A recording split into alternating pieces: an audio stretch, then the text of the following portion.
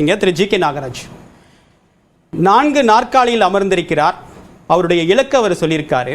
ஆனால் அவருடைய முக்கியமான இலக்கு அப்படின்னு பார்க்கும்போது பொது சிவில் சட்டம், ஒரே நாடு ஒரே தேர்தல், இன்னொரு பக்கம் நீதித்துறையில் மாற்றம். இது 3 சாத்தியமா? 4 நாற்காலியில் அமரும்போது இதெல்லாம் சாத்தியமா?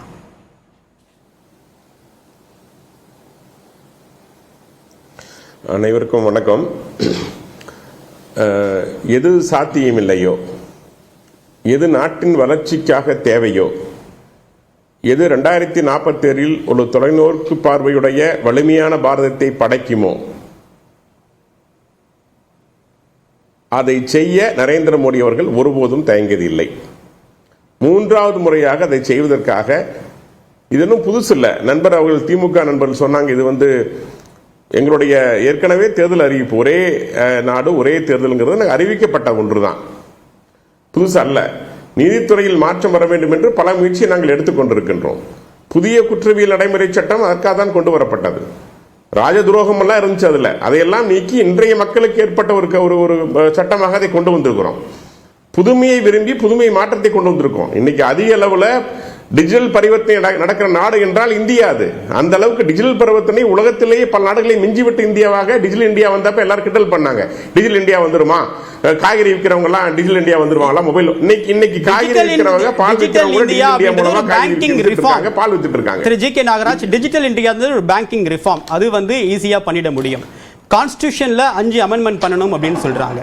இப்பதான் தேர்தல் முடிந்திருக்கு. முதல் சுதந்திர தின உரை பிரதமர் நரேந்திர மோடிக்கு இந்த 3வது ஆட்சி காலத்தில் உடனடியாக இன்னொரு ஒரே நாடு ஒரே தேர்தல் அப்படின்ற விஷயத்தை முன்வைக்கிறது அப்படின்றது அடிக்கடி தேர்தல் என்ற நீங்க வைக்கக்கூடிய வாதத்திற்கு இது முரணா இல்லையா? அது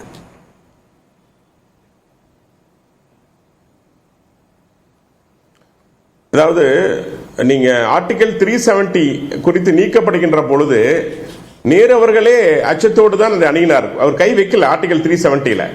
ஆனா அதுல தைரியமா கை வச்சு இன்னைக்கு சுதந்திர ஒரு இந்தியாவோடு காஷ்மீரை இணைத்து தேசிய கொடியை பறக்க விட்டது நரேந்திர மோடி அவர்கள். அதை நான் மறுத்திட முடியாது.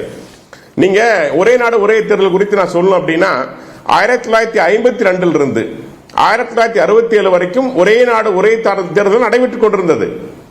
7 மாநிலங்கள் மொழிவாரி மாநிலங்களாக பிரிக்கப்பட்ட பொழுது 7 சட்டசபைகள் கலைக்கப்பட்டு மீண்டும் 1957 நடந்த தேர்தலில் ஒரு தீவிரத்தோடு 1967 வரைக்கும் 4 தேர்தல் தான்.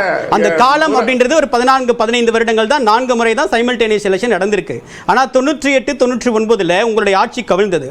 அப்ப அந்த ஆட்சி கவிழ்ந்த போது எல்லா மாநிலங்களுக்கும் ஆட்சி கலைப்பு பண்ணியிருக்கணுமா?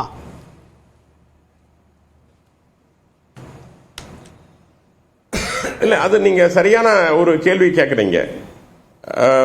அம்மையார் இந்திரா காந்தி அவர்கள் 15 ஆண்டு காலம் இந்த நாட்டை ஆண்ட போது 25 முறை ஆட்சி கவிழ்த்தார்கள். 25 முறை ஆட்சி டிஸ்மிஸ் பண்ணாங்க.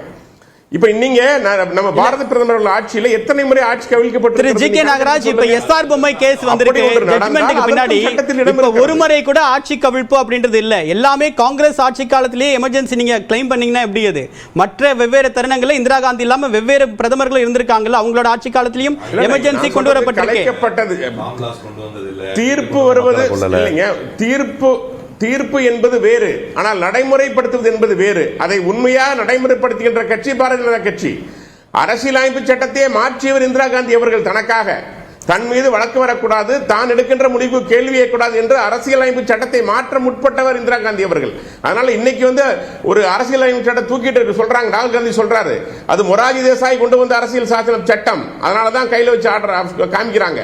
அந்த அளவுக்கு மாற்றங்களை இன்னைக்கு அரசியலமைப்போடு ஒத்து போகிற ஒரு தலைவர் நரேந்திர மோடி அவர்கள்.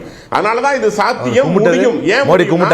ராம்நாத் தலைமையில் அமைக்கப்பட்ட குழு ஒரு 20,000 பேரோடு கருத்துக்களை கேட்டு மிக தீவிரமாக அங்கு பணியாற்றி, அதுக்கப்புறம் ஒரு 32 கட்சிகளுடைய ஆதரவோடு 52 கட்சிகளிடம் கோரிக்கை கேட்கப்பட்டது. இப்படி ஒரு விஷயத்தை நீங்க தொடர்ந்து சொல்றீங்க, எமர்ஜென்சி அதிக அளவுக்கு நடைமுறைப்படுத்தியது காங்கிரஸ் ஆட்சி காலத்தில் தான் சொல்லிட்டு, இப்ப ஆப்ஷன் இருந்தும் 356 பிரிவை நீங்க சொல்றீங்க நீங்க. ஆனா இப்ப ஆப்ஷன் இருந்தும் நீங்க பண்ணாம இருக்கீங்களா? இல்ல உச்சநீதிமன்றத்துடைய பொம்மை உத்தரவுக்கு பிறகு, அந்த தீர்ப்புக்கு பிறகு பண்ண முடியாதனால வெவ்வேறு விதமான அணுகுமுறையை பாஜக கையில் எடுக்குதுன்னு ஒரு குற்றச்சாட்டு பரவலா இருக்கு. கர்நாடகாவில் ஆட்சி மாற்றம் மெஜாரிட்டி இல்லாதப்ப ஆட்சி பொறுப்பை ஏற்றாங்க. 7 நாட்கள்ல பதவியை ராஜினாமா செய்ய வேண்டிய நிலை எடியூரப்பாக்கு ஏற்பட்டது. இதெல்லாம் உதாரணமா இல்லையா?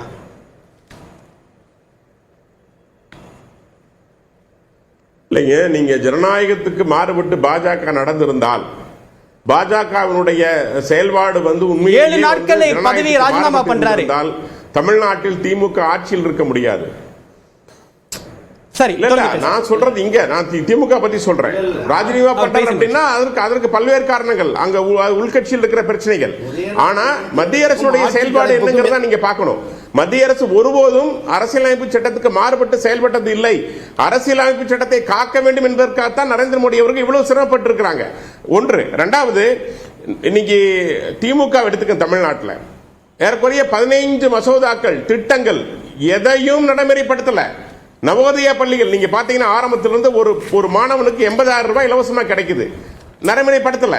நீங்க அது மாதிரி 15 திட்டங்களை, நீட் தேர்வை ஒரே கையெழுத்தில் விவாத பொருள் அப்படின்றது இன்னைக்கு பிரதமருடைய உரையை 2000 கோடி பணம். திரு ஜி கே நாகராஜ், இன்னைக்கு விவாத பொருள் அப்படின்றது பிரதமருடைய சுதந்திர தின உரையை பற்றி ஒரு இல்லைங்க. நான் சொல்ல வர காரணம் இல்ல, தேர்தல் முறை தான் சொல்றேன். நீங்க கேட்டீங்க எமர்ஜென்சில இந்திரா காந்தி அவர்கள் பண்ணதை பத்தி கேட்டீங்க.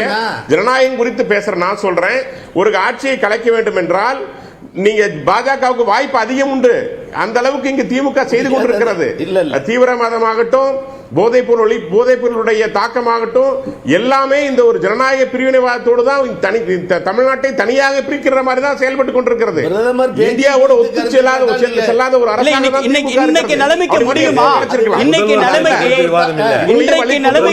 குறித்து விவாதம் அல்ல, விவாதம் பிரதமர் பேச்சை ஒட்டிய கருத்து. இது எல்லாமே விமர்சனம் தான். இது விமர்சனம் தான் திரு ஜி கே நாகராஜ். இன்னைக்கு நிச்சயமா முடிங்கிறதுனால மோடி அவர்கள் சொல்றாங்க.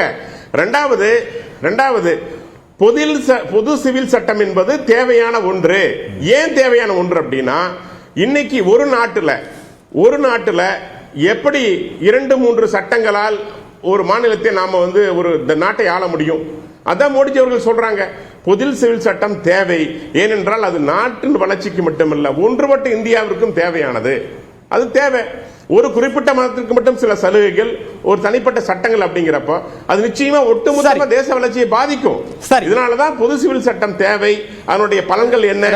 எந்த ஒரு சமுதாயத்திற்கும் பாதிப்பில்லை, முழுமையாக முடியும் பாதிப்பில்லை. சுதந்திர தின உரை அப்படின்றது அவருடைய லட்சியம் மட்டுமல்ல, அதுக்கு சாத்தியம் இருக்கு அப்படின்னு சொல்லிருக்கீங்க. திரு அல்புகாரி நாகராஜன் சொல்லுங்க, சுருக்கமா சொல்லுங்க. ஒரே நாடு ஒரே தேர்தல் நடத்துவேன் என்று சொல்லுகிற இதே பாரதிய கட்சியினர் இப்பொழுது 7 கட்ட தேர்தல் நடத்தினார்கள். இதுதான் இந்த ஆட்சியினுடைய முன் உதாரணமான சாட்சியா என்ற ஒன்று.